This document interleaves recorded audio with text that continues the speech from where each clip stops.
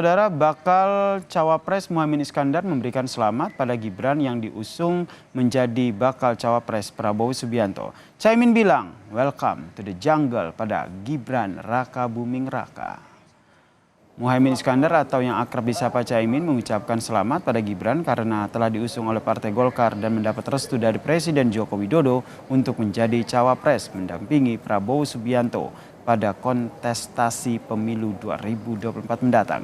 Caimin tetap yakin bahwa koalisi perubahan tetap menang dan tidak akan terpengaruh meski Gibran dipilih sebagai Cawapres yang mendampingi Prabowo.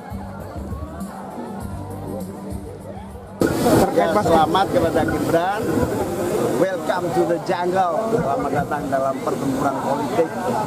Mari kita susun rangkaian persaingan politik dengan riang gembira. Karena kita adalah sesama anak bangsa, mari kita objektif, rasional, terbuka juga.